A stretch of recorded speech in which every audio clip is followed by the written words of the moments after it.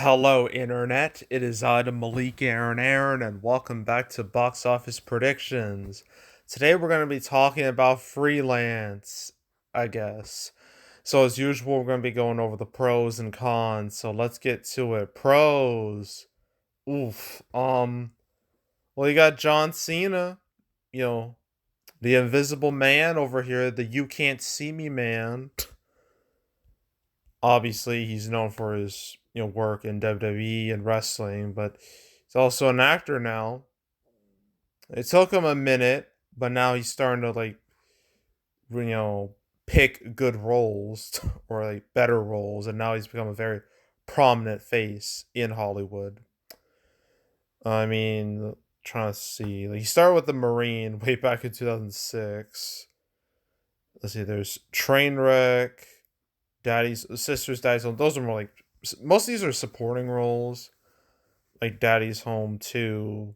Ferdinand, that's a voiceover role, doesn't count. Blockers is kind of a main role, but not really. Bumblebee, he was the main villain. Playing with Fire, that was mostly him. And then Playing Fire, that did okay.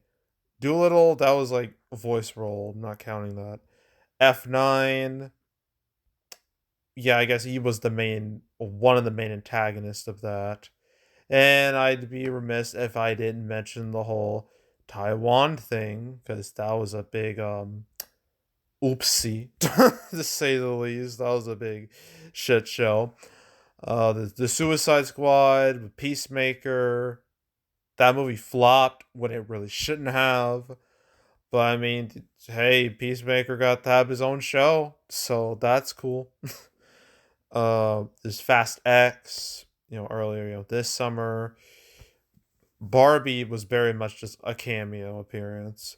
And Ninja Turtles Mutant Mayhem, that was a voiceover role, so I'm not counting that either. But yeah, John Cena has been in some movies, and everyone knows who he is. Very recognizable face. So I'd label that as a pro. And who else do we have? Is anyone else? Alison Brie. I've heard of her name, but what has she been in exactly? Just to refresh my memory. I think she's. It seems like she's more like a side role type of person, like John Cena. Funny enough. Um, what else? I see Get Hard. I see Lego Movie. How to Be Single. None of these, like, she's really like the face of the movie.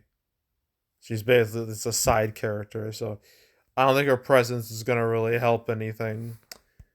And Christian Slater, oof, that's a name I haven't heard in a long minute. um,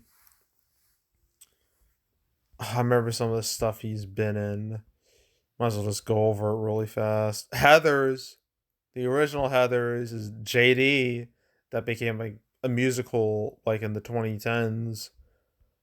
Man, that musical is probably the only musical I really like. It's the only musical I like can listen to like the soundtrack and really enjoy it.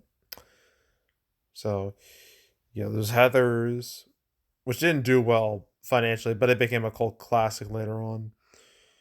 Robin Hood, Prince of Thieves. I don't think he was I'm not sure if he was a main role. Had a main role in that. A lot of these feel like just it was exactly in main roles. Interview of a Vampire. I don't think he was the main role with that. Hard Rain. Oof, that was a flop.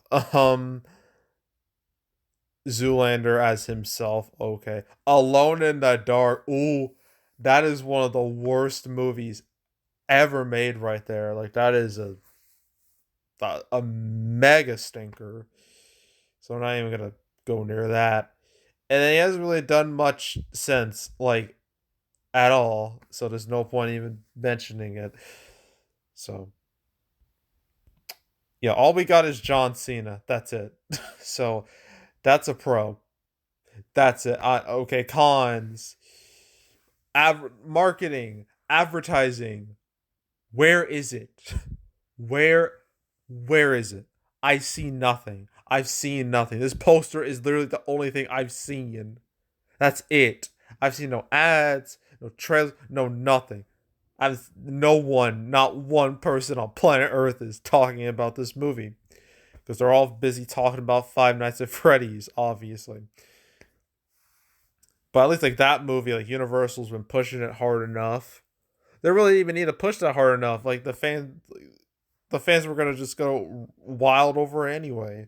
But at least Universal, like they pushed Five Nights at Freddy's like decently. This most people don't even know it exists.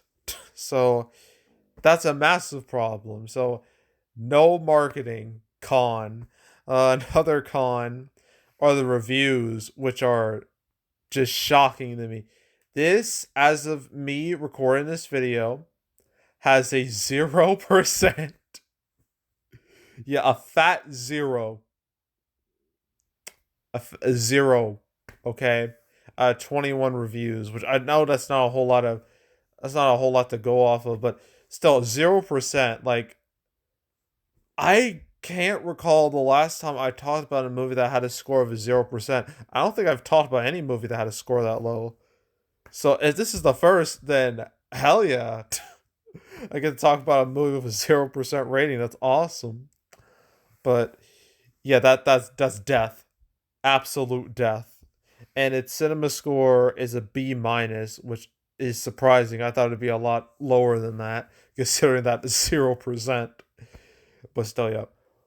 Everything is just toxic. Reviews are toxic. Word of mouth is not good. So yeah, that's a big old cons right there. More cons. Competition this weekend. Five Nights at Freddy's. That's all anyone's even thinking about. Then you have the Taylor Swift Eras Tour, which is in its third week, which is still making some cash. And then you got Killers of the Flower Moon. And like this is just it's got nothing. There's nothing going for it. There's like competition doesn't matter.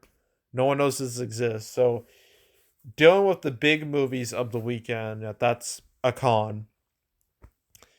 And I think that's really it. Is that it? Yeah, that's it. So, this one, the director of Taken. Who directed Taken? I don't even remember. I guess like a Pierre Morel. I think that's how you say his name. This dude has made Taken. He's made War. Peppermint, and the Gunman, which yeah, the really nothing important after Taken, so it's not worth really mentioning him. I seriously doubt having his name on this movie would help it at all.